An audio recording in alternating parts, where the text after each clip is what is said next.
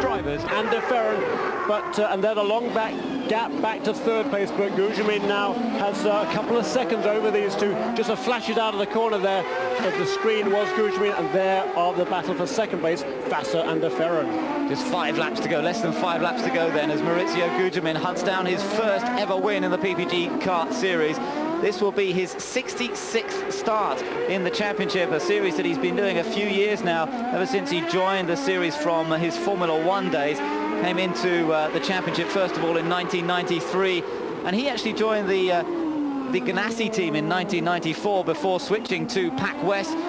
He's been Pac West for 1995 and 96, and of course, as we mentioned earlier in the show, he's actually just re-signed. Oh, and Franchitti's off! No, I don't believe it! Dario Franchitti has gone off. It looks as though he's locked up. I wonder if he was hit from behind, but just when he was in with a shout of scoring some points, which he so desperately needed, he is off into the tyre barrier. And Dario Franchitti, well, he didn't like this circuit very much when he first drove it on Friday. He is going to like it even less now after going out. Let's just hope they can get him back into the race. They may be able to. He may be able to salvage something from this, but he really did not need that. Not after making the mistake in Road America last time. As I say, we didn't see what happened. It may have been somebody else's mistake, but whatever. It would have been so nice if he just had a trouble-free run and managed to maintain that 6th position. We'll wait to see where he comes round. Yeah, here's the battle for second place again. All eyes on that. There is Vassar holding off Gilles de Ferran. Those two have been very closely matched, but there is a man of the moment, Maurizio Gugelmin. He's had several second place finishes, including 1 or 2 this year, and he's been so close so many times. 2 second place finishes this year, Long Beach and Road America, of course. 4 in all, and the first victory beckons, doesn't it? It does, but don't forget, we've said this before, because he was leading in Detroit at one point and then ran out of fuel, just as Marc Blundell did in those closing laps. There's Zanardi still closing up that gap to Gilles de Ferran, but he's still too far away really to worry about it. And let me just see if Franchitti came round last time. Did he come round in 12th position? We've got him being shown as 12th, but I'm not sure if he actually came round at all. No, I don't think he did. I think he was buried on the tyre wall. I didn't see him come past, certainly, and I think that could be sort of vital points down the drain for Dario Franchitti. 6th place points, that would have been 8 points there, and boy, he needed those. He desperately needed them. 2 laps to go, that's all.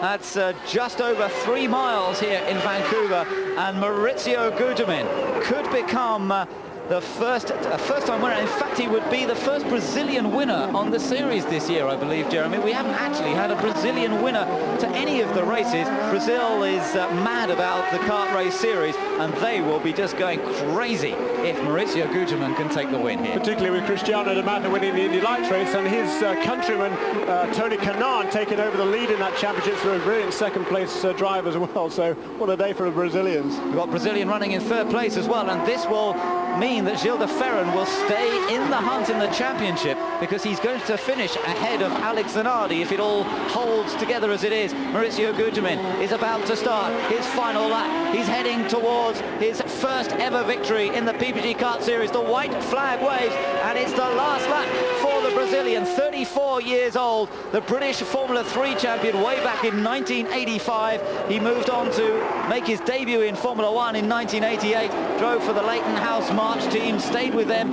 until the end of 1991. He drove for Jordan as well in 1992 when they had the Yamaha engines. Very difficult season for them. His best result was a 7th place. That was the impetus really for him to come over to the United States and try his hand at the PPG Kart Series. And in all the races he's done since then, he's come close on so many occasions, but he hasn't yet taken a win. He's got just half a lap to go to record his first ever victory in the series, and Bruce McCaw down in the pits, the boss of the Pac West team, will be over the moon about this. They've had 2 wins already this year, courtesy of Marc Blundell. It's going to be 3 wins for the team, but it's the first win for Maurizio Gugelmin. Big Mo does it in Vancouver. Fantastic performance as he crosses the line, he punches the air, and the team just go crazy. Jimmy Vassar finishes in 2nd place, Gilles de Ferran in 3rd, and Alex Zanardi survives an incredibly busy traumatic day. Oh, Christian Fittipaldi! Christian Fittipaldi's crashed on the last corner. Oh, and and there's cars coming. Get out of there, Christian. Oh dear, still limping badly because of the broken leg suffered in Australia. Final results: Guzman the winner from Jimmy Vasser, Gilles de Ferran. Alex Zanardi surviving to 4th. Alonso Jr. 5th, ahead of Raul Bozel in 6th. 7th for Mark Blundell. 8th for Brian Herter, who survived to finish 8th. Christian Fittipaldi 9th. Ribeiro 10th. Parker Johnson 11th, and Juan Fangio, the final point scorer, in 12th. Dario Franchitti classified as 13th in the end after that accident. We still, unfortunately, didn't quite see what happened in that accident, but the bad news is he will not score any points from today's hard work and a good effort that he put in today. Mauricio Gugelmin, you have waited so long in your career for this moment. I hope it's living up to the expectations. How do you feel? Feels great. It's just very hard to describe. I mean, I'm so happy that the team did a great job today. They gave me the car to be up there at the end. We conserved fuel. The Mercedes engine was just great. The Firestone tires, the same as usual, good grip. And then in the end was just concentration to keep the car on the road, and I knew I had the car today, so I was very happy with the result. And I just have to thank everybody that support me, especially Bruce McCall, that had put this race team together, which is just great.